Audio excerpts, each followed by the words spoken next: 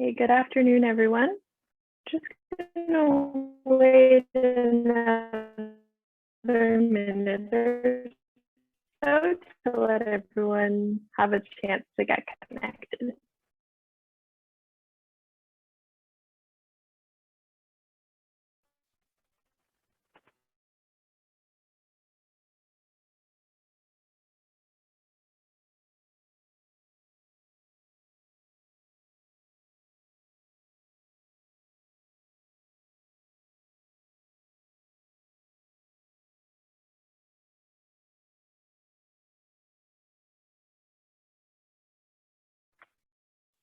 Was on mute. Okay, it looks like everyone has connected now.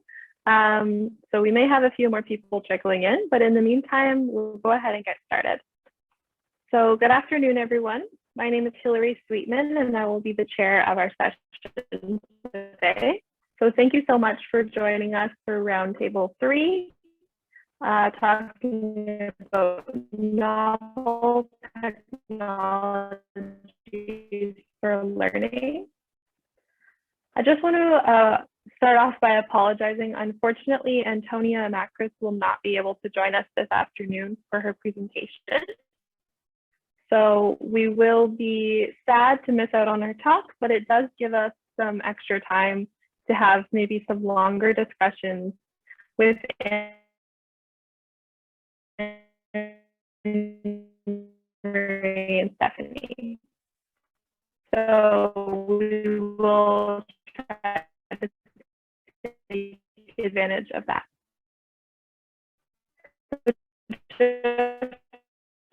So everyone knows this session is being recorded. So if you're not comfortable, Hillary, sorry, you're extremely choppy. Is there any way you can get closer to your router? You're totally welcome to keep your camera off. That way you will not be seen in the recording. My apologies if my internet connection is not stable. It will keep my camera off. That may help a little bit. Okay, I'm sorry everyone that this is bad timing for internet troubles to take place. Hopefully with my camera off, things will be a little bit more smooth. So I'll just back up a little bit, and my apologies if I'm repeating myself at all. Okay, great, thank you. So like I said, Antonia Macris unfortunately will not be able to join us, but we will take advantage of a bit of extra time to have some longer discussions, hopefully with our other two speakers. So we have a bit of a different schedule over here on the left than some of the other roundtables this afternoon.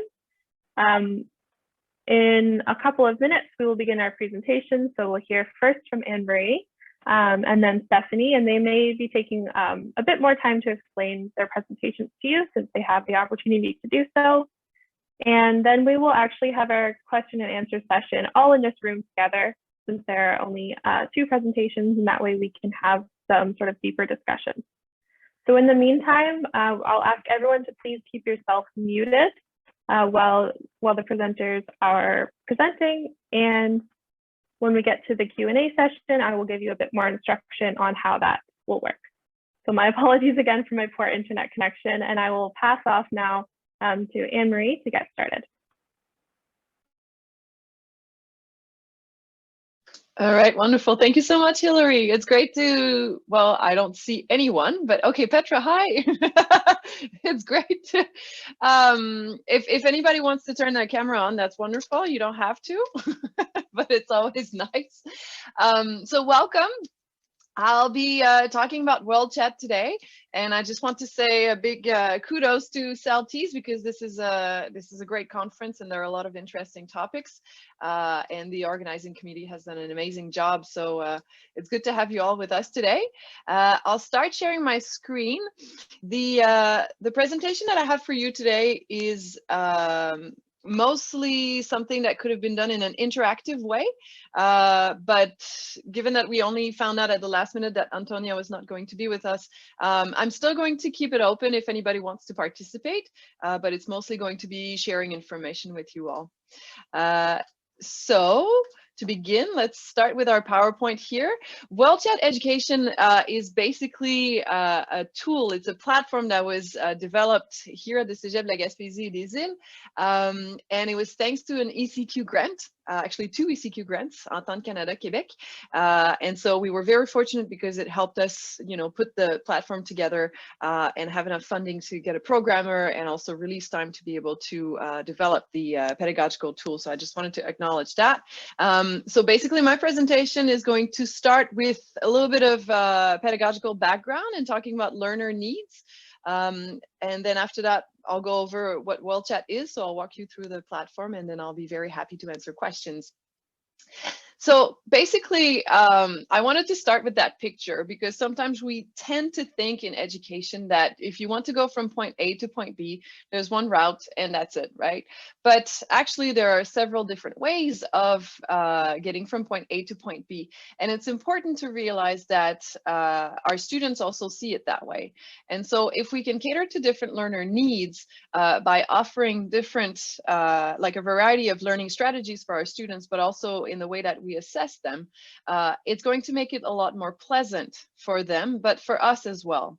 And so I'll give you an example a bit later on of what that meant in my life, but I wanted to start off with that because the visual image that we have here, I find is very interesting. And Worldchat Education is one tool among several other tools. And a mentor of mine once told me when I asked them, you know, what's a great teacher? They said a great teacher is a teacher that has found their style. And so it's important for us to be able to explore those little different routes and then find the one that works for us or the ones that work for us. So usually this would be the interactive part, but what we'll do is I'm going to ask you to just answer that question in your head. Is it possible for a student enrolled in your course to get 100%? And why or why not? And actually, let's see how, maybe we could, okay, good. Yeah, we could use the chat here. So if people want to type their answers in the chat, we'll be able to see a little better the people that we have in the room, and also just sharing your reflection, you know, like whenever you're actively involved in a conference or in a learning activity, it's just it makes it more interesting as well. So just typing in the chat, yes or no. Can a student get 100% in a course? No, in your course. So in the course, over the course of the semester, could anyone ever get 100%? And why or why not? And it takes a bit of time to type the answers there. Not a teacher, but when I was, it never happened. Okay, all right, thank you, Jude. And even if you're not a teacher, you can think of yourself, yes, back when you were a student. Did you ever feel like it was possible for you to get 100% when you were enrolled in a course? And why or why not? Yes, because students need to be able to know what is expected of them. So every point is accounted for. Thank you, Vanessa. Stephanie, on a technical aspect, yes, I agree. For example, can you use this technical tool? Yes or no? Great, yes. Other thoughts?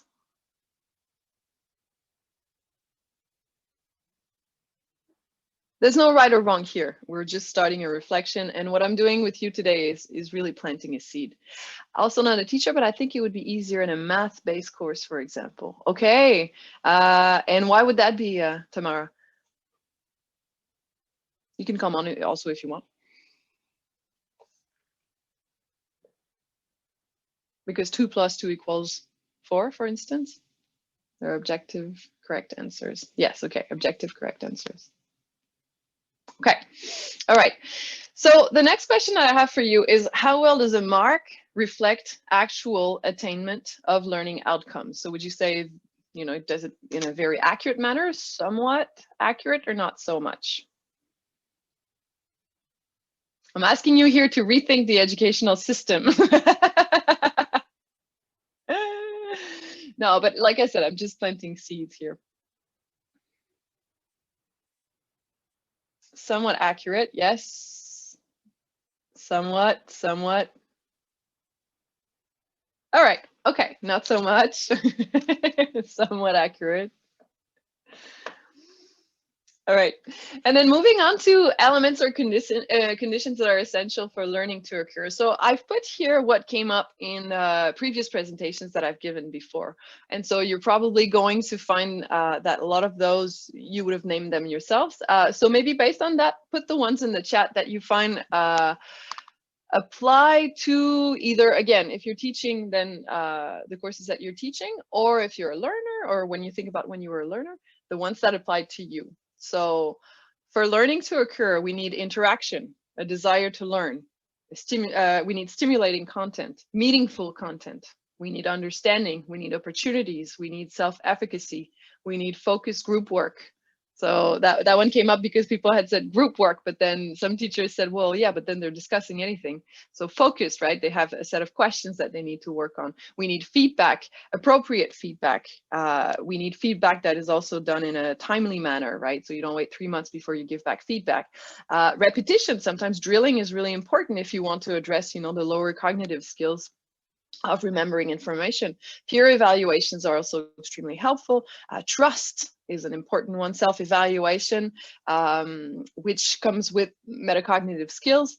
Goal setting, fun. If it's fun, if it's something that is interesting, it's not because it's, let's use the example of math.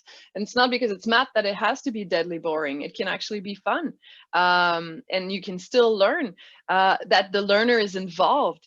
Interdisciplinarity is also an extremely important concept in helping learning take place, because then students see the relationship between the different courses that they're taking and the information that they're learning. Going beyond the zone of proximal development, making mistakes and accepting that it's part of learning. A lot of students will have a tendency to just want to get 100% right away, right? And so the way that we design the courses that we're giving is also very important to allow for those mistakes to take place, without necessarily penalizing the students right away, right? So can I have some formative evaluations, peer feedback, clear evaluation rubrics, and so forth. Taking risks is also extremely important. Yes, and I see, yes, exactly, very good. It resonates true with a lot of you. And feedback from colleagues or classmates, but also this one is about the teachers. So giving each other feedback, helping each other out, right? Sharing what works well, what doesn't work well. And also finding a sense of balance in your learning, but also in your life, because our students nowadays, I mean, I'm sure it was like that back in the days, but still more so today, your social life, your personal life, your family life, school life, you've got a job and so forth. So finding balance. All right, great. And thanks everyone for the participation there in the chat. So now I'd like you to think about a course that you once took where you didn't learn much. So what happened there? And for this one, I'm just going to ask you to, if you're comfortable, just raise your hand and turn your mic on and come on up and just share what happened there in 1 or 2 sentences. It doesn't have to be a lot, but like you took a course and you really didn't learn much. So what happened there? What didn't go well? Even if you're, a really great learner, maybe you learned less in that course. So what were some of the factors that would account for that? And if you don't want to raise your hand, then you can put it in the chat and I'll read it. Lack of challenge. Yes, it wasn't challenging enough. That's a good one. And I see somebody. Vanessa, go ahead. For me, I think it was organic too. So for those of you that are familiar, it's a chemistry class, but it was very complex, and I didn't learn anything because I just sat and watched the teacher write on the board and then memorized whatever mechanisms were being done, and that was it. I don't remember anything from that class, and I barely remember what was in it. So it was too focused on memorization of information. It wasn't relevant to you. There was no connection between what you were learning, like memorizing, and how to apply it. You weren't asked to apply that either, right? Thank you. Other examples, Petra? Yeah, for me, it was when I was learning French at Université Laval. One of the teachers didn't really give clear explanations as to the rules of the grammar and how the verbs accord with all the other articles and things.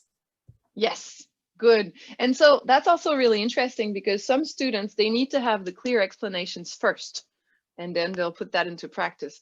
Other students, they need to be curious about the subject, and then they need to sort of play with it a little bit, and then after that, they'll be more open to receiving the information. So the learner style is also extremely important. Thank you. Other examples? No interaction in the class. Yes. Anyone else? We're good. Okay, great. Overload, lack of links and context. Yes, definitely. Now, when you're thinking about your students, or again, if you're a pedagogical counselor, you know, students in general, but what do we want them to be able to do with what they're learning in class? So it's not just about memorization of information and facts, right? Like, they're going to be out there in society afterwards. So what do we want them to be able to do with a chemistry course, with a math course, with a physics course? Anyone? Yeah, Petra. To apply it and to apply the information and what they learn, and also apply it across disciplines. Yes, very good. Organic Excellent. chemistry, but it also is relevant to biochemistry and also biology and also other sciences. That's right. And then if you want to be a doctor, you need to have those chemistry courses. So it's part of a whole long chain of connection there. Yes. Other answers there? So what do we want our students to be able to do? And you don't have to answer right now, but again, planting seeds and think about it, right? The next one is examples of pedagogical strategies that support deep learning. And if we go back basically to this list here, while there are not explicit pedagogical strategies with, you know, activities that students are doing, those give us a lot of ideas and information as to what can work in stimulating and helping our students to learn, right? Now, back in 2011, I remember, and that's my personal example, standing at the back of the class, and I teach ESL, English as a second language, and my students were all sitting down, you know, like en randonnant, and they were all taking the same listening comprehension test. It was on a subject that they had not chosen. Everybody had the same standard questions. They were only allowed to watch the video twice because it was beginner's English, and that's in the competency. They can only listen to the message or the audio or the video twice. And I remember standing back there and thinking to myself, I'm sorry. I'm so sorry. This is awful. I had been through that when I was in school, and it just never sparked my interest or curiosity. It never made me feel satisfied when I finished an evaluation of that nature. And even the way that my class was set up, it just didn't feel authentic, right? It felt more like I was basically sitting to receive information, you know, the banking model of education, depositing information in my head, and then I had to regurgitate this on a test. So basically at that point, I decided to try to find other strategies and ways to do things differently. I teach English as a second language, right? It's a dynamic language. I studied Latin for 2 years. It's a dead language. I never spoke that language, right? It helped me better understand when I learned Spanish and so forth. But English as a second language is an authentic, dynamic language. So I was wondering how I could make this more authentic and dynamic for my students. Now, there are two main models of teaching that we can consider when we want to teach English as a second language. The classic one, which is the Sage on Stage, it's, as I said, the banking model of education. It's very teacher-centered. Even the teacher, when they go to class, they're like, okay, what am I doing today, right? And we look at the competencies in a very isolated way. So there's reading, writing, listening, and speaking, and we evaluate those in isolation as well. The more social constructivist approach is going to see it more as a collaborative process between learners and the teacher, right? And so it's more student-centered. What is the student going to learn? What is the student going to do with that, right? What is the student experience as well? It's not saying that they're the king and queens of the world and that we need to cater to their every needs, but it's understanding that there are 9 different types of intelligence, right? And that they also have different needs, different visions of what their life is going to be like. And the content that I select, me, myself, Anne-Marie, might seem extremely interesting to me, but what about them? And also the social constructivist approach is about constructing meaning through interaction so that they get to say, well, that's how I understand it. The other one says, well, no, I don't see it that way because, and then together they play to manipulate with the content. And then finally, you're there. Obviously, you're the teacher, you're the expert, but you're there to validate whether it's right or wrong, and then to also give them extra strategies. validate their understanding and their learning. So the elements that I mentioned earlier, reading, writing, listening, and speaking, on top of which is grammar and vocab, are no longer isolated. They're complementary, right? They work together. And you've seen that too. Like, I can't have a conversation with Vanessa and just speak, and she'll never listen, or, you know, she'll never reply. It's interactive, it's dynamic, even so with a language course. So another thing to think about when we're teaching a second language is that very often, traditionally, we were stuck at the bottom of Bloom's taxonomy pyramid. It was remember. So students were asked to memorize vocab, they were asked to memorize grammar rules, but they were never using the higher order cognitive skills, which basically ask students to create something. And when you're creating, like I'm talking right now, I'm creating something, right? I'm using what I've learned, what I know, and then I'm having, in this case, doing a presentation, but I could be writing a text, I could be putting together a portfolio that then I would explain, and so forth, right? And so when we think about our students too, we don't want them to just remember information, but we also want them to be able to use what they're learning, so they'll be able to apply, but then analyze and evaluate whether what they've learned can apply in one situation or another, right? And then ultimately creating something. So, I just wanted to show a couple of examples of scaffolding here, that one is traditional and one is one that I've used lately. Usually in English as second language courses, we'll use the skills book and the grammar book, right? You've got a lot of reading comprehensions, listening comprehensions, texts to write about, and oral presentations. And it's all dictated and organized very well. But then again, it doesn't necessarily stimulate the students because they don't choose, they don't have that kind of choice. And when I went to Helsinki University to see their autonomous learning module in action. And what was really interesting and came out of my experience there was that in the Finnish culture, education revolves around choice and autonomy, right? We give students choice, and we trust and help them develop that autonomy as well. So I put the autonomous learning module into practice and used it in my courses last year. And it was fantastic because they had clear guidelines and I had clear rubrics as to what they needed to select, but they could choose the content. So let's say they needed to find 3 readings, but I did not choose them for them. They had to find 3 audio video clips and so forth. So the duration, there were clear guidelines around those. They had to meet with me. They had to meet with the language assistant. They also had meetings with their peers to support the social presence. And they put everything together into a portfolio. There was some creative writing. There was a vocab list because like remembering is also important. There were some like podcasts that they had to put together, but they had created the content. So they were at the top of the Bloom taxonomy there. The motivation was unbelievable. They were extremely excited. And then ultimately, you know, they did a presentation and we had an interesting discussion. And part of that was really that I was giving them authentic learning opportunities, right? And so if I cater to their needs, and by catering, it doesn't mean I have to think about all the different topics that they can work on or all the different activities, but I give them clear guidelines and then they go and select the content they're interested in. Then I provide a context that is good to support motivation, right? And if you support motivation, research shows that you're going to reach deep learning rather than surface learning where you memorize something for a test and then you get 100%, but you forget what you did, right? Same for all presentations. How many of us have given a presentation in school where we really memorized everything that we had to say for 3 or 5 minutes and then we forgot everything afterwards, right? We never mastered the content. And so if we reach deep learning, we're a lot more satisfied. So, and it's a circle. So basically, I came up with the idea of Worldchat.live, and the concept is really that we're connecting teachers who teach similar courses around the world. We match them together.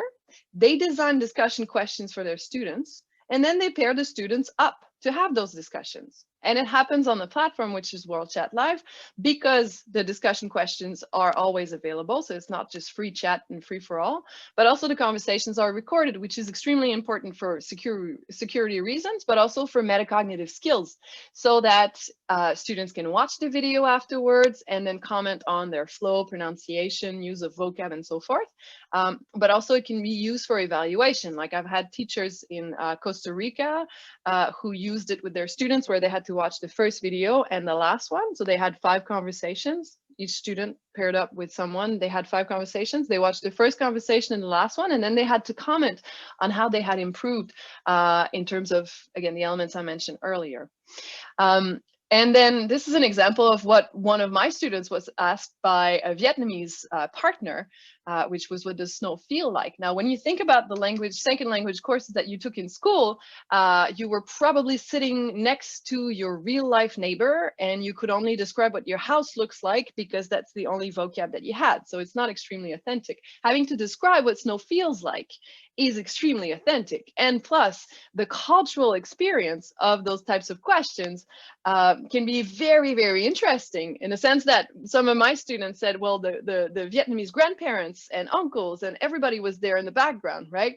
And so they got to see in a real authentic situation how important family is, and also to see people from the Vietnamese culture. Another one was asked if she was a gang member because she had tattoos, and over there in Vietnam, if you have tattoos, you're basically in the mafia, right? So all those sorts of situations are extremely authentic and interesting. And so we go beyond the second language component, because we are building bridges across cultures. And we've decided to open it up to also other disciplines, because it just makes sense. If I want to reach the top of that pyramid here, where my students are using higher order thinking skills, I need to get them to talk.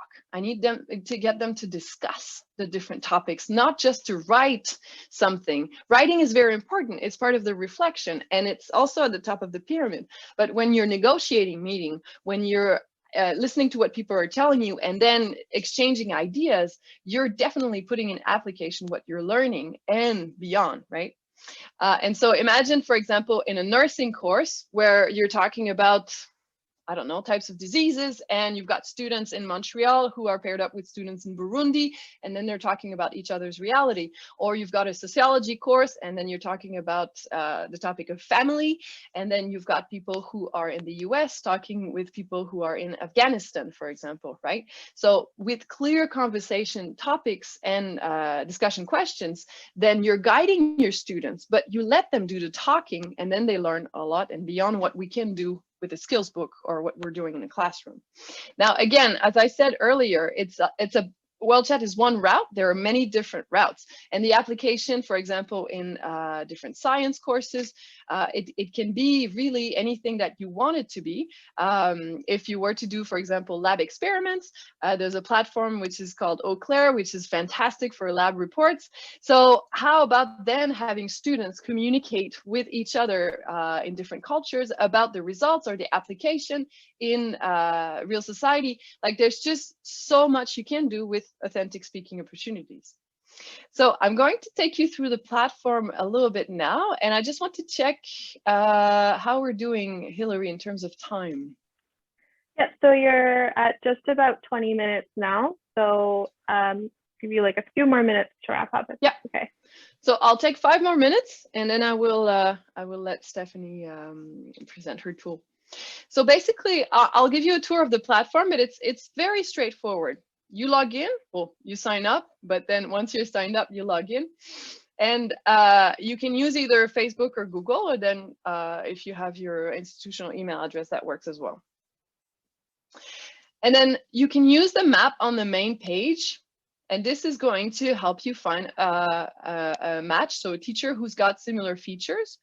So you can, select the school level, you can select the discipline you're teaching, the number of students you have. If it's a language course, you can select the level as well. And then the pins are going to change on the map. So right now, those are all teachers that we have around the world. If I click on a pin here, I could send a match request to that teacher, and if they accept it, then we're matched. I can also just send her a message and say, hello. Do you have any, you know, would you like to start a project on August 19 or something like that? Now, most people, what they tend to do is email me because they like to have that human contact there. So I do a lot of matching myself, and plus I've got a lot of people that I know from, you know, teaching in different countries around the world. So it's very helpful. Now, once you've found your match, you're going to have a classroom that you're adding. And so you create a classroom and you put in all the information here, and it has to be approved. So that's the security part as well. We don't get, you know, random people on the site. It's for professors and it's for students. There are tools that you can use that, you know, would do the same as Worldchat. Like you could be on Zoom, you can be on WhatsApp, you can be on FaceTime. There are a lot of Facebook groups, but it's not monitored. And that's something that was bugging me as a teacher when I tried the experiment before, because I couldn't then make sure that my students were in a safe environment. You know, this is global, and also I couldn't monitor their progress. So Worldchat offers that. So as your students sign up on the site, then they'll be added to your classroom, and then you'll see them appear on your student list. And for each student, you can also say, like this one, his level is very strong. He's an introvert, extrovert, and that's also something interesting with Worldchat, is that we don't want to. You can randomly assign students together. But it's interesting if you can have an introvert with an extrovert, because two introverts together may not talk that much, right? You can also put a couple of notes in here, just basically to say what the students' interests and hobbies are. And then you have a report card, so you can track their progress. In this case, for example, I've done 4 questions out of the 55 that were required. And so you can see where they're at, and you can also access the recordings of the conversations. So again, for evaluation purposes or metacognitive purposes. The discussion topics that teachers are supposed to come up with, you have a couple of examples that you can use from the site. Otherwise, you just type them in. Most teachers like to do that. So in this case, for example, week 1 was self-introduction. What's your name? Where's your hometown? And so forth. Week 2, they were talking about landscape. So we've got 10 questions here. Then they were talking about education, which was a particularly interesting one. There was one match between Egyptian students and students in Costa Rica. That was very, very interesting, and so forth. And so once your discussion topics are all set up, your students are all registered, then you match your students. So I'm on the left-hand side here, I'm Anne-Marie, and then basically Anne's students from Vietnam are on the right-hand side. And so you select the students, right? So you tick next to the student's name, and then you match them. So then they're automatically paired up on the side. You could do it randomly as well if you want, but as I said before, the idea is to make it complementary as well. I was just talking with someone in London this morning who's matching your students for French as a second language with students in university in Amsterdam. And she said, like, Ian, he hates technology, so he cannot be with someone who hates technology as well. Those are the kinds of things that we know as teachers and can help make the matching more interesting. So once your students are all paired up, you're going to tell them that they're good to go. And so they can find their partner information on their profile, and then they can start a video chat. So the video chat, they agree to being recorded, they'll be politically correct, and then they enter the chat room. Now we have the feature to report partners. So if anything inappropriate happens, we have 0 tolerance policy. So you can always red flag someone. And then on that page, basically, they're next to each other, starts recording automatically. They can take notes, which is saved in real time. And the discussion topics are here. So when they tick, like when they're done, they tick the box, and then you see progress going up. So the teacher has access to that as well. And there's a vocab section also, which ultimately is going to be linked to the teacher's page, so they can keep track of that. And then there's a chat here if there's any technical issues. So the students usually will have 5 meetings. First meeting is sort of like a self-introduction and getting to know each other, and then they get to discuss the real topics. Now, we've had some sociology teachers use the platform, and they didn't even want to do the self-introduction first, and they got to the core, the juice of the topics. I really recommend starting with self-introduction, just because it makes it easier than to have a conversation with the person they're paired up with, especially when they're on the other side of the world. Interestingly enough as well, I've had students who were much stronger than the students they were paired with. So we were a bit concerned about that. But ultimately, what my students said is that it was great because then they had to adapt, you know, their language, their flow, their pronunciation, even when they were talking with the other students. And then ultimately, they had learned a lot more vocab because they had to use synonyms and explain everything. But also, they were extremely excited to see their partners improve their English level. Now we're talking about the ESL courses here. So once the conversation is done, then they can access the recording, and so can you within 24 hours. So if you go to recordings here, you would see it here, and then it tells you how long it lasted, and you can watch the recording, and so can the student. And you also have access to the message logs in case you know, your students reports that something happened there as well. So that's the platform in a nutshell, and I don't want to take too much time now because it's Stephanie's turn. So I'll be taking questions afterwards, and I'm excited to hear what you guys think. Excellent. Thank you, Anne-Marie. That looks like a fantastic program. So Stephanie, you're welcome to share your screen, and you have about 20 minutes to present. Parfait. Ben, merci beaucoup. Bienvenue tout le monde. Alors, je fais ça à l'instant. Voilà. Donc, en fait, mon sujet, c'est comment corriger avec un cellulaire pour orienter la réussite étudiante. Et puis, c'est quelque chose, en fait, auquel j'ai toujours espéré pouvoir utiliser. Alors, je vais vous expliquer ça en détail. Puis aujourd'hui, comment on va faire ça, c'est que je vous présente un petit peu cette méthode-là, qui je suis, comment en fait j'ai eu l'idée, puis comment j'ai trouvé aussi les outils pour le faire. Je vais aussi vous expliquer comment j'applique la méthode, puis je vais même aussi vous inviter à expérimenter la méthode si vous le souhaitez. Et puis, ben, on aura la période de questions par la suite. Alors, ben voilà, je suis Stéphanie Granger, j'enseigne au Cégep Saint-Jean-sur-Richelieu, je suis une enseignante en arts visuels, j'enseigne aussi au Cégep Marie-Victorin et je corrige avec un téléphone cellulaire, une tablette ou un ordinateur. Et puis, ça me permet donc de photographier ou de filmer les travaux de mes étudiants tout en corrigeant, en les évaluant. Je trouve ça pratique parce que je peux bouger. J'utilise donc un formulaire qui est en ligne pour produire des fiches de rétroaction. Alors, ce n'est pas seulement de l'évaluation, mais c'est aussi de la rétroaction.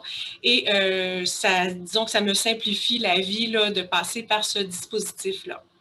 Et enfin, l'étudiant ou l'étudiante va retrouver tous ces documents ainsi que les fiches de rétroaction sur les plateformes que vous allez retrouver dans votre institution collégiale, universitaire, là, donc au Cégep Saint-Jean-sur-Richelieu ou même Marie-Victorin. On utilise Léa qui est quand même assez populaire dans les cégeps. Je vais vous montrer, je vais juste partager une vidéo pour un petit peu vous expliquer en 2 minutes, ça va être assez rapide, mais ça va faire le tour de cette méthode-là, puis on va regarder en détail par la suite comment ça fonctionne. Alors, je vais tout simplement repartager l'écran ici. Voilà.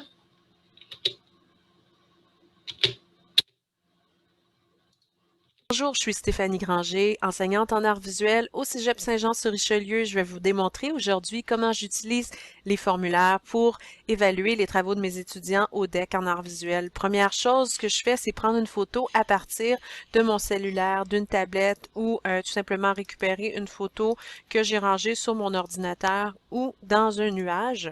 Je la sélectionne. Deuxièmement, je vais associer le nom de l'étudiant qui est évalué. On va l'appeler test pour aujourd'hui. Et sur les critères d'évaluation du projet, je vais attribuer différentes notes de 0 à 10 pour en fait évaluer l'étudiant et aussi cocher quelques commentaires qui pourraient être constructifs pour lui offrir une rétroaction. Alors, c'est un formulaire qu'on s'envoie tout simplement.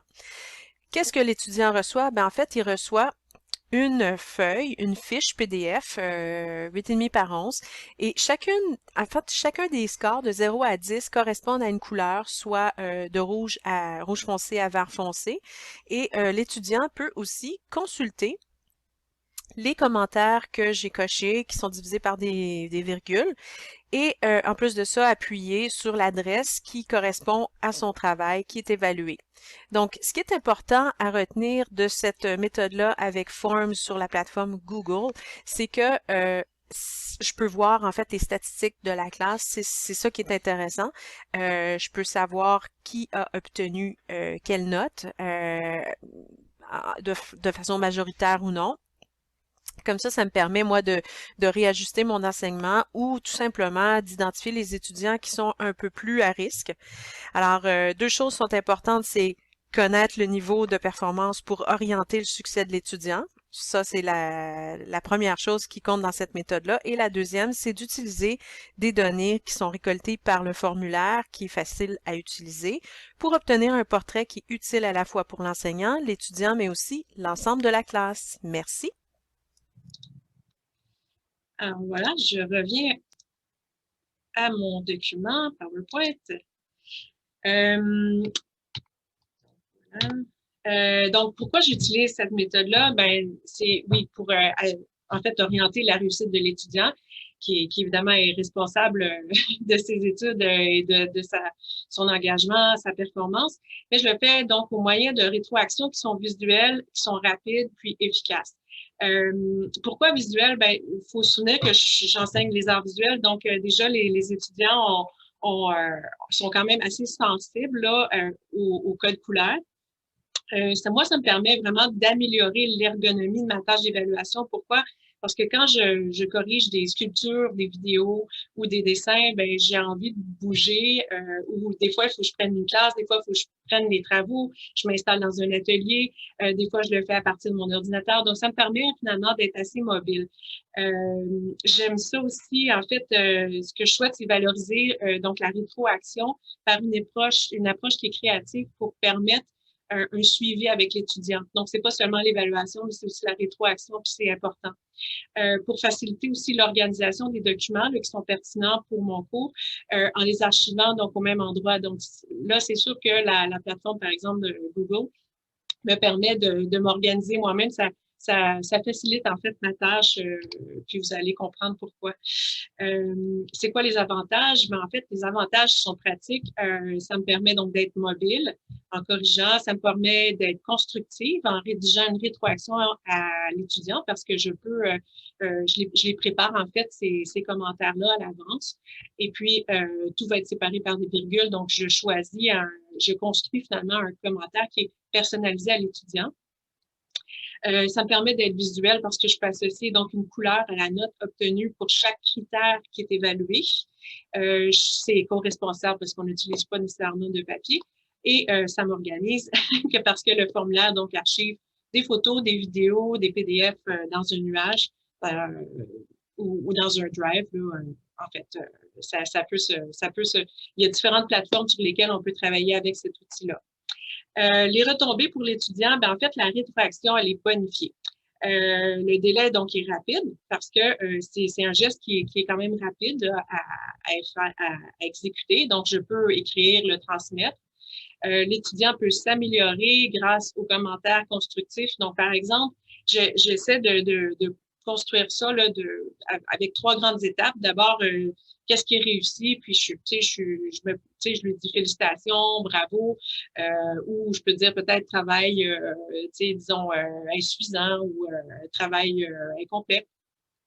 Deuxièmement, ben, qu'est-ce qui doit s'améliorer, puis comment le faire? Donc, qu'est-ce qui doit s'améliorer? Donc, c'est quel aspect, mais aussi expliquer, souvent, je vais expliquer entre parenthèses ou faire un commentaire supplémentaire pour revenir à des notions qu'on a vues en classe, des notions pratiques ou théoriques.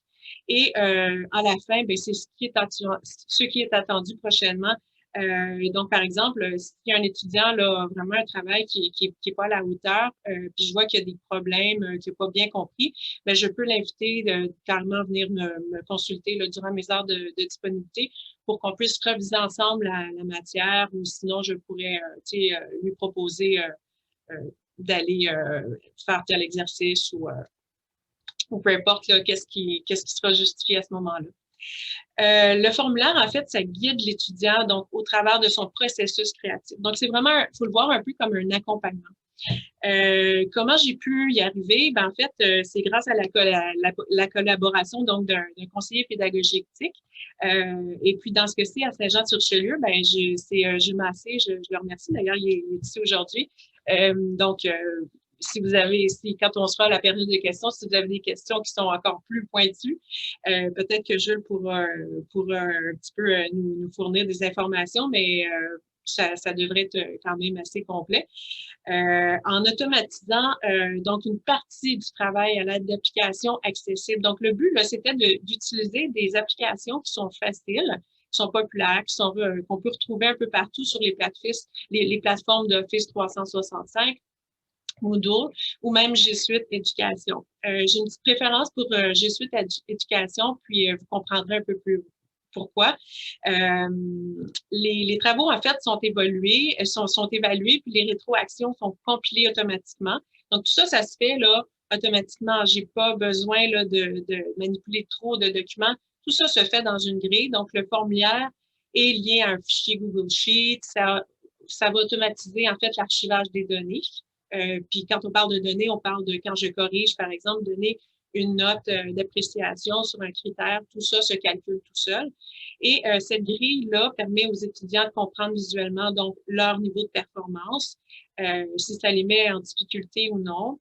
Le commentaire de la grille va proposer des pistes de solutions, donc pour orienter leur réussite.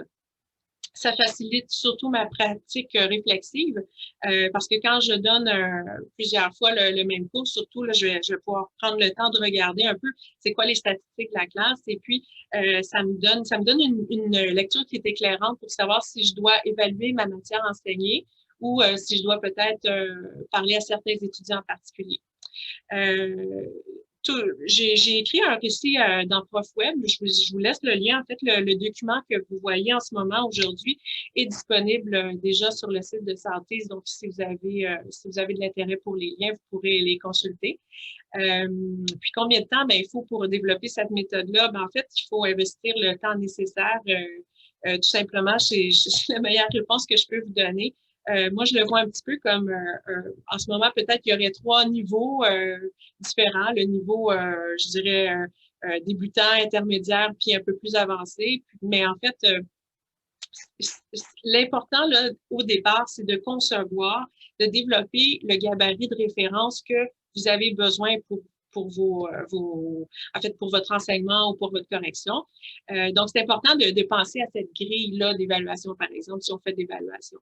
Il faut produire à l'avance, si possible, les critères de la grille d'évaluation et le message de rétroaction. Donc, ça, c'est vraiment se promener entre Google Forms et Google Sheet. Google Sheet, en fait, c'est un peu l'équivalent d'Excel. Puis Forms, c'est ce qu'on retrouve aussi dans Office 365. Donc, c'est vraiment un questionnaire. Donc, tout ce que vous avez besoin de savoir et apprendre à apprivoiser minimalement, c'est vraiment la feuille de calcul Google Sheet qui est équivalente, comme je le disais, à Excel. Là. Et puis, il y a un module complémentaire qui s'appelle Autocrate. Et c'est là que ça devient plus intéressant. Vous avez aussi à apprendre à utiliser donc Google Forms, qui est un formulaire, en fait, pour vous, par exemple, créer des questionnaires et obtenir des réponses et exploiter les possibilités là, de la plateforme comme Léa, où vous allez déposer vos grilles. Donc, en fait, cette innovation-là, elle est numérique. Ça a été vraiment motivé là, principalement en enseignant par la classe inversée. Je cherchais des moyens pour en fait réaliser mon souhait. Et corriger par téléphone, ben c'est ça, c'était ce que je souhaitais. C'est juste que j'avais pas encore tous les outils, ou en tout cas, j'avais pas compris la bonne mécanique pour le faire facilement puis efficacement. Donc, il faut juste investir du temps pour maîtriser une méthode. Moi, j'étais pas du tout une pro d'Excel, ni de Google Sheet, mais tranquillement, je comprends très bien comment ça marche et puis je me débrouille assez bien maintenant. La technologie, donc, devrait absolument pas vous arrêter dans vos ambitions. C'est vraiment les petits changements. Puis moi, c'est vraiment ce que je vous conseille. C'est un petit changement à chaque session pour tout ça peut vous mener à peut-être de plus grands impacts, là. En tout cas, ça a changé vraiment ma manière d'évaluer puis aussi de rétroagir avec mes étudiants, que j'apprécie particulièrement depuis la dernière année avec la pandémie parce que j'ai en fait enseigné en classe, j'ai aussi enseigné à distance. Des fois, c'était en classe et puis ça devenait à distance, ça a beaucoup bougé. Donc, le formulaire, en fait, là, il permet de faire 3 choses principalement. Faire apprendre, collecter et évaluer. Donc, quand on fait apprendre, en fait, on veut construire des connaissances. Donc, en classe inversée, c'est intéressant. Là, je le faisais, par exemple, dans le cadre d'un cours vidéo. Je présentais, en fait, des artistes ou je fais mes propres capsules vidéo pour expliquer une technique de montage avec Adobe Premiere à mes étudiants. Et puis, je peux proposer à mes étudiants de répondre à des questions pour qu'ils puissent s'auto-évaluer, en fait, au fur et à mesure qu'ils apprennent. Donc, ça permet de prendre des notes parce qu'on peut se faire venir aussi une copie de notre formulaire. Donc, si je demande une question à développement, bien, l'étudiant peut répondre et recevoir aussi cette copie-là. Donc, ça fait un petit peu, c'est l'étudiant finalement qui va construire son propre cahier d'apprentissage. Ça permet aussi de faire des jeux questionnaires, des exercices. Et en matière de pratique réflexive, donc ça me permet, moi, d'ajuster mon enseignement puis d'identifier aussi l'étudiant qui est à risque d'échec. Donc, par exemple, au bas de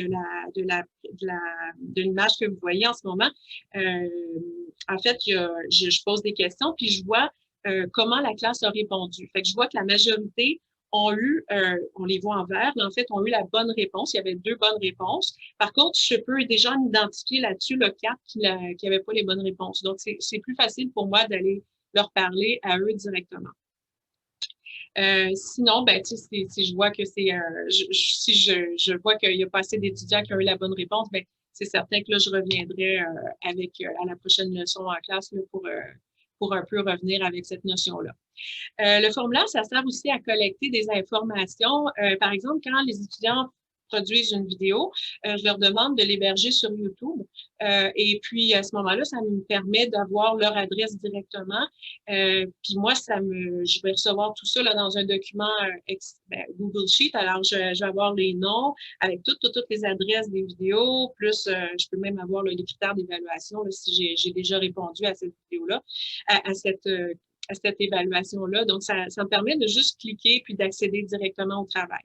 Et tout ça, c'est déjà rangé là, dans le nuage.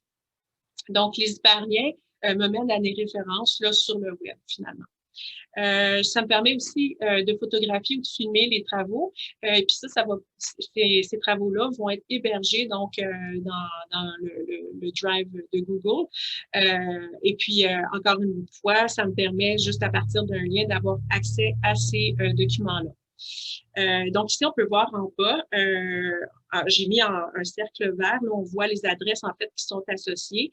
Et puis, dans la colonne suivante, bien, ce seraient les noms des étudiants. Le formulaire, donc, permet d'évaluer. C'est ce que je l'utilise beaucoup.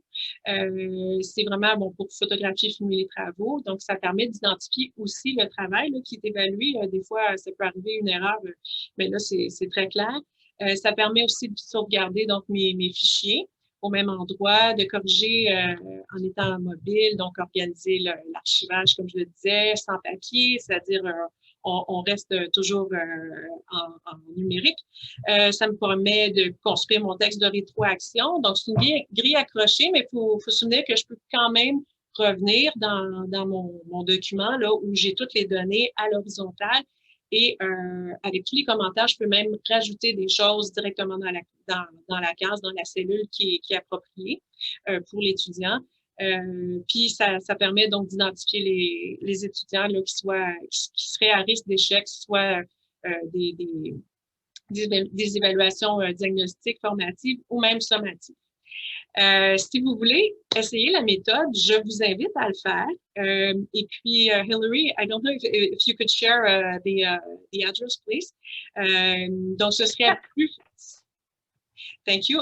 Donc, si vous voulez juste cliquer, vous pouvez passer votre téléphone là, devant le code QR. Ou si vous avez téléchargé le document sur la plateforme Salties, vous allez pouvoir cliquer sur le lien questionnaire en ligne Google. En fait, je vais vous demander 5 courtes questions. Ça va être de photographier votre main ou bien de télécharger une photo là, de peu importe que vous aurez et répondre à 5 courtes questions. Donc, comme si c'était une évaluation de la photo de votre main.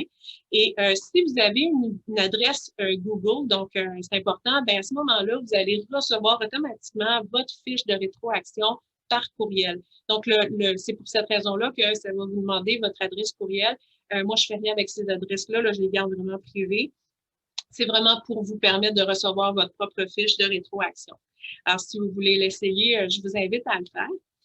Et pendant ce temps-là, je vais vous expliquer un petit peu les étapes. Là. Donc, première chose, là, mon Google Forms, donc mon questionnaire, mon formulaire, est vraiment lié là, à une feuille de calcul Google Sheet, donc l'équivalent d'Excel. C'est pour ça qu'on la voit à l'horizontale. Et puis ensuite, Google Sheet va transformer grâce au logiciel Autocrat, va transformer en fait la fiche de rétroaction en PDF. Et moi, ça me permet de pouvoir prendre tous ces PDF-là et tout simplement d'aller les distribuer sur Léa en un seul clic. Donc, la feuille de calcul, c'est une fiche de rétroaction. Hein, c'est vraiment créé, là, la première que j'ai faite, je l'avais fait dans Excel. Là, ensuite, maintenant, je l'ai fait dans Google Sheet, mais l'étudiant a des critères de performance. Donc, je réponds toujours de 0 à 10, en fait, pour indiquer là, mon appréciation de sa performance sur le critère. Et automatiquement, là, cette performance-là, ce critère d'appréciation-là, se traduit en notes directement. Donc, si le critère est noté sur 10, ben, tu sais, si je donne 7, ça va donner 7 sur 10. Par contre, si c'était un critère qui était noté sur 20 points, ben, si je réponds 7 sur 10, ça va être 14 sur 20. Donc, tout ça, ça se calcule automatiquement. Il n'y a pas d'erreur de calcul. Là, c'est vraiment Google Sheet qui le fait à ma place. Et ça me permet de donc pouvoir afficher la note à l'étudiant. Et puis, en fait, le formulaire, là, le fameux Google Sheet, je peux voir donc toute l'entrée de données à l'horizontale. Donc, ici, on le voit en détail. Là, vers la gauche, on voit que c'est la sauvegarde des fichiers. Donc, tout ce qui est visuel, sonore, les photos que j'ai prises, j'ai filmées, c'est associé à une adresse là, qui a un lien.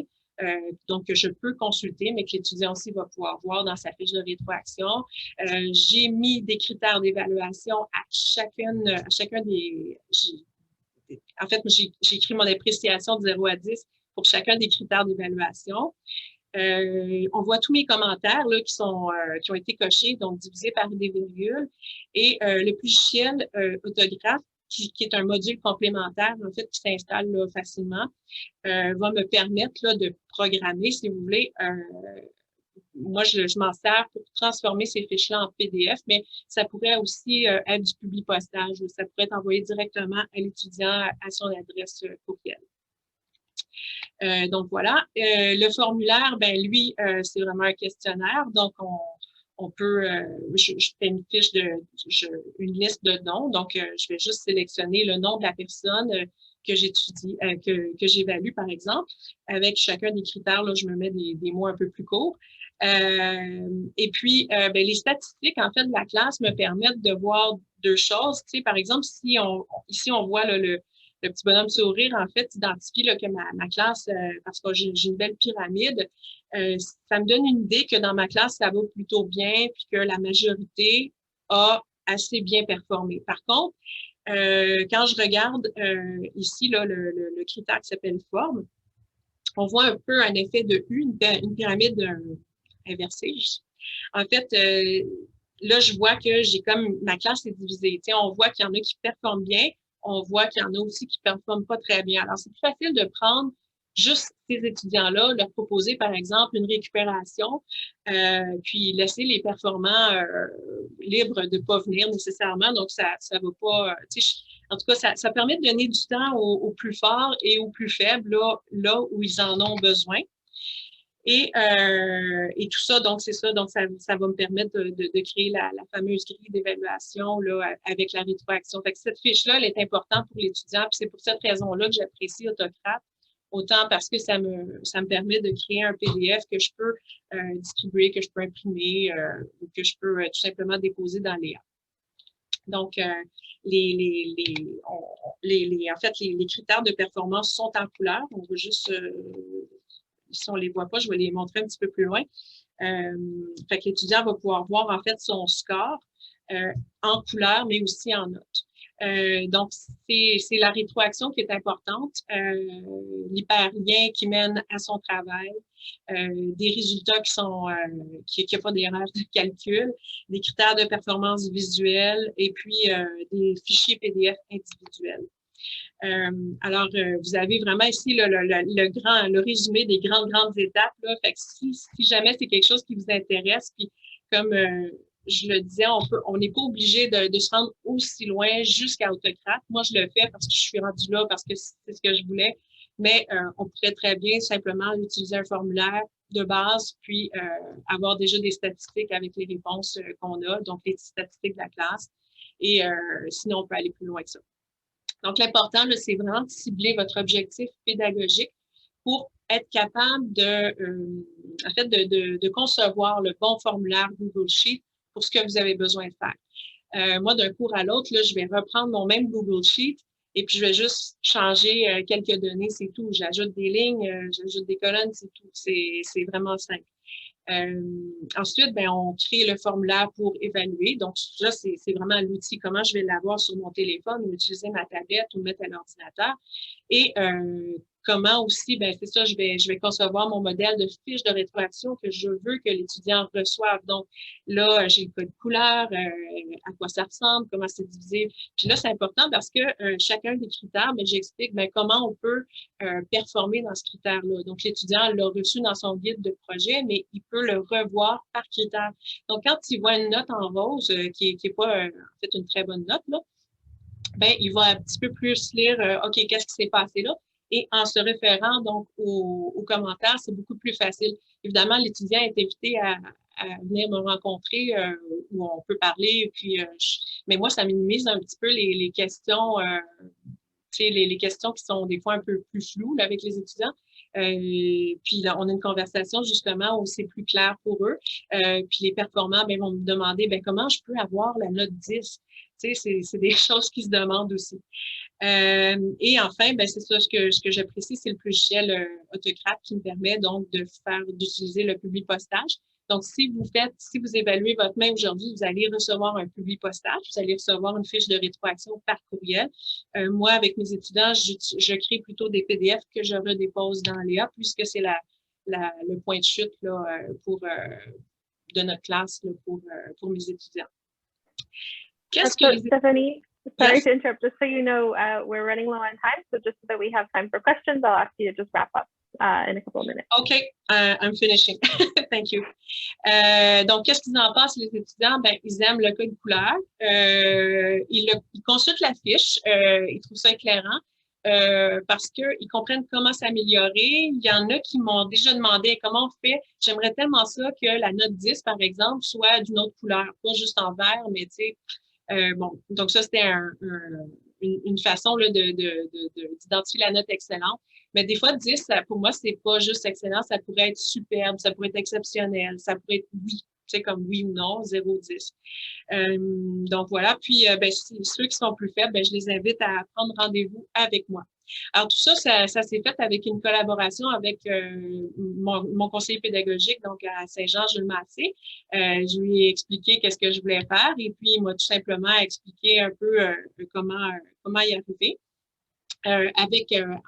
En fait, en respectant le niveau où j'étais rendue, puis en m'offrant toutes sortes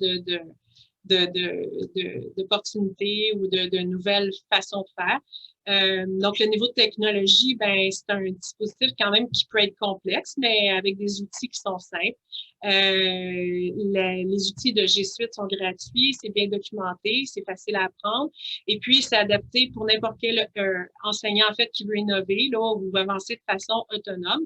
Le transfert du modèle à d'autres profs, oui, c'est ce que Jules ou n'importe quel conseiller pédagogique peut faire, ça va permettre donc de vous aider créer des grilles d'évaluation, faire du dépistage, donc identifier les étudiants qui sont à risque, faire des suivis de stage, utiliser, par exemple, un tableau de bord.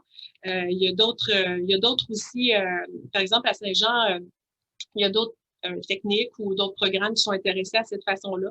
Donc, je leur enseigne ou en tout cas leur montre, les refaire à ce qu'ils ont besoin de faire, tout simplement. Et puis, qu'est-ce qu'on peut faire pour développer tout ça? C'est vraiment Autocrat là, qui nous permet de faire tout ça. Et puis, c'est partagé sur la licence CC, donc c'est gratuit. Puis les impacts, mais on les a pas mesurés, là, sinon, c'est-à-dire que moi, ce que je recueille, c'est l'appréciation des étudiants. Mais c'est sûr que ça réduit le délai des communications. Ça me permet de donner un petit peu plus de temps d'accompagnement à mes étudiants en utilisant cette fiche-là. Donc, c'est un outil qui est intéressant, pas pour lui-même en soi, mais plutôt pour ce qu'il vous permet de faire. Alors, voilà, j'ai laissé ici des références si ça vous intéresse pour vous aider. Puis, je suis prête, je vous remercie. Et puis, je suis prête à répondre à vos questions. And I can answer also the questions in English if you wish. Thank you, Hilary and Anne-Marie. Excellent. Thank you so much, Stephanie and Anne-Marie as well.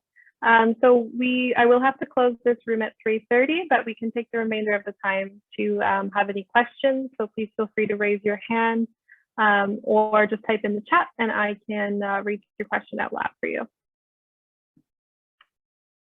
So yeah, Anne-Marie. Salut Stéphanie. J'ai deux questions pour toi. Première, est-ce qu'Autocrat, ça vient avec des frais? Puis deuxième, quand tu parlais là, de distribuer les PDF via Léa, ça m'apparaît comme une manipulation supplémentaire, bon, un peu tannante là, quand tu as 100 élèves. Est-ce que tu avais l'air de dire c'est que ça pouvait être envoyé aussi automatiquement à l'adresse courriel que l'élève a utilisée? Peux-tu juste revoir cette partie-là? Oui, en fait, est-ce que je vais te répondre juste comme on n'a pas beaucoup de temps, mais oui. En fait, c'est dans le logiciel, l'Autocrat. Tu peux tout simplement le programmer et dire je veux, plutôt que de créer des PDF, je veux tout simplement distribuer mon document à chacun de mes étudiants. Donc, il faut juste le programmer entre crochets, là. Oui. Donc voilà, peut-être que je t'inviterai tu peux m'écrire si tu veux, puis on... Oui. Mais ça se fait. Puis les élèves, quand tu fais ça avec Autocrat, ils reçoivent un PDF. Ils vont recevoir en fait un lien, tout simplement. Okay. Puis en fait, tu peux recevoir un PDF, mais tu peux aussi recevoir juste partager le lien. Ça dépend comment tu veux faire ça. OK, parfait. C'est bon à savoir. Oui. Autocrat, est-ce qu'il y a des frais? Non. Google pour éducation, oui, mais pas Autocrat en soi, là. Ça vient avec Google. Tu peux l'avoir sans les frais. OK, super. Merci. Bienvenue.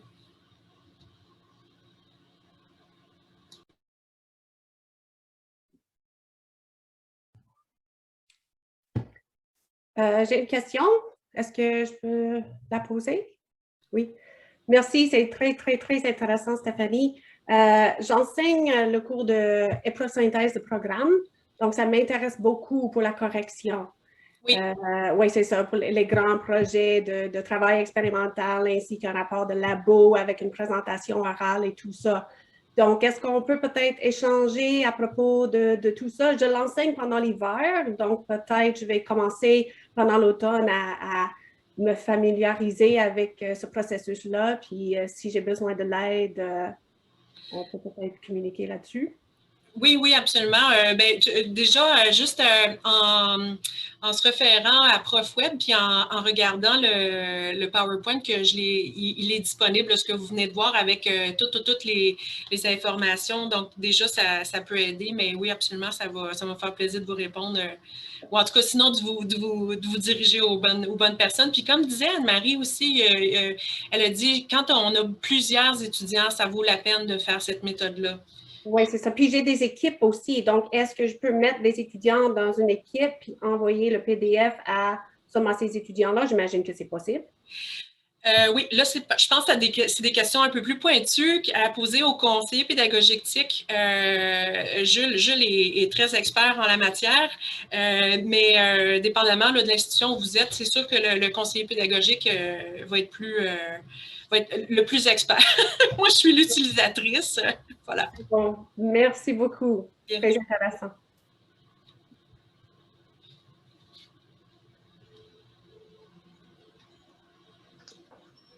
Moi, j'aurais une question commentaire, là. J'imagine, Stéphanie, que ça t'a amené aussi à revoir tes grilles d'évaluation pour les rendre appropriées au format, puis cohérentes, bien alignées. Oui. En fait, au départ, là, je faisais tout ça sur Excel, là, puis j'ai fait 56 000 étapes, c'était long. Et puis c'est pour ça que je me disais, ce serait tellement facile de juste appuyer sur un bouton. Puis en fait, tu sais, pour revenir à Autocrate, c'est que quand je le transforme en PDF, là, c'est vraiment un bouton, là. Une fois qu'on a préprogrammé, là, je fais play, et puis tout ça se crée tout seul. Donc oui, on sauve du temps. Qu'est-ce que j'ai changé? C'est plutôt la partie rétroaction, la partie qualité du commentaire, puis de quelle façon je communique avec l'étudiant, qu'est-ce que je veux lui dire. Puis plus ça va, plus je m'interroge là-dessus, puis j'essaie des nouvelles choses. Parce que c'est vraiment comment je dirais ça, c'est la clé. Puis je pense que tu l'as bien démontré aussi dans ta présentation. L'idée, c'est de faire interagir les étudiants pour apprendre, mais c'est la même chose quand on apprend, on est évalué, que ce soit formatif ou sommatif, il faut interagir soit avec l'enseignant, mais sinon juste aller développer sa curiosité pour aller chercher de l'information, puis prendre des risques. Là, je suis en art visuel. Fait que pour moi, originalité, ça veut dire prise de risque. C'est clair. Exact. Merci. Puis en passant, Anne-Marie, je connaissais pas très bien l'application, ou on peut dire Worldchat, ouais. Mais c'est ça, je trouve ça vraiment le fun. Puis wow, là, j'ai la tête pleine d'idées, là. Mais ça pourrait être trippant. Dans des cours d'art visuel, là, t'imagines-tu Oui. qu'est-ce qu'ils peuvent... ce soit avant, tu sais, quand tu commences la discussion sur, je sais pas moi, l'esthétisme et autres, là, ou montrer leur travail. Ah oui, ça peut être tellement trippant. Ils répondent à un travail, là, comme ça s'appelle un cadavre exquis, là, un peu, là, mais en fait, je sais pas, un genre de conversation visuelle, là. Oui, ça peut être... ça pourrait être génial. Ben oui. Ça veut dire que sur la plateforme, ça te prendra un endroit pour déposer aussi ces travaux-là, ou ce serait de discuter en partageant leur écran? C'est très facile parce qu'avec un formulaire comme Forms, on prend une photo de qu'est-ce qu'on a fait, puis on peut écrire du texte, on peut poser des questions, puis on l'envoie à la personne qui on veut. En fait, on s'en sert, là, voilà. Ouais, c'est ça. Fait que si, par exemple, tes élèves étaient jumelés avec des élèves, je sais pas moi, en Moldavie, ils pourraient avoir déjà envoyé leur truc, puis après ça, avoir des questions de discussion pour échanger. Puis on peut, éventuellement, on va pouvoir partager l'écran. Là, en ce moment, c'est partage d'image. Mais génial! Oui, c'est tellement merveilleux. On a des élèves en arlette et communication qui vont en Espagne l'été pour aller voir des trucs artistiques, puis vivre la culture là-bas, là. Mais on peut le faire aussi, c'est ça, de cette façon-là, là, voyager dans le fond en ligne. Cool, tant mieux, tu me feras signe. Absolument. Yeah, Anne-Marie, it interests me also for communication of results, right? Because it's very important in the scientific community to communicate results. So we already talked previously about my idea of video reports too. So that's right. Yeah, kind of going in that direction. Yeah. Yeah, and in aquaculture at l'EPAC there, I was speaking with a teacher the other day, and he said that they want to build a community around the world, and they already have one for the francophonie there. But yes, communication of results and also discussion of those results, right? And so this is what they wanted to be able to do and have their students do. So yeah, definitely. I wonder if Eau Claire could be linked to Worldchat.live somehow. I wonder if we can get like a collaboration between the two platforms, because Eau Claire is to write lab reports, which I've developed with two colleagues at John Abbott College, an online tool. And now with your Worldchat.live, it would be kind of interesting to sort of maybe make the link between the two of them. Yeah, it would be really interesting. And I think that students would enjoy being able to have that discussion. Again, you know, they can have it using Zoom, FaceTime, and so forth. But with Worldchat, you get like the teachers design the discussion questions and the conversations are in a safe environment. So maybe that could be like your students have to have, let's say, 3 conversations on the platform with like specific questions. And then after that, they can continue. Yeah, that would be interesting. And imagine like what you're doing. You're synthesizing. There you go. Whatever, yeah. You know, and then having conversation with students in Australia who are doing the same experiment, but Exactly. like with a variable. Yeah. Yeah, that'd be fun. Yeah. Exciting stuff. Yeah. And the Eau Claire presentation is Friday, I think, right? That's Friday at 9:30. Yeah. 9:30. Okay, wonderful. Yeah, and we're also, I think some people who have used Eau Claire will also be there, like Yan. Oh, wonderful. Yeah, and Carmen, and there's another presentation, I think, also by Caroline Cormier. Oh, that's a good idea to have yeah. testimonials. Okay, thank you. Yeah. Hillary says we need to close in 3. Well, now 1 minute. Okay, thank you. Yeah, my apologies. So if you have additional questions, I think we've shared our emails in the chat, and also on the conference platform, you can find each other's contact information through your profiles. So yeah, merci à tous, and thank you so much for your presentations. And up next is a short break, and then there's another round of symposia and roundtables. So I hope to see you all later. Wonderful. Thank you, everyone. It was great seeing you all. Thank you. Merci. Have a beautiful Southeast conference. Bye. Stéphanie, merci Anne-Marie. Merci. Merci Bienvenue. Stéphanie. Merci Larry. Merci beaucoup. Thank you.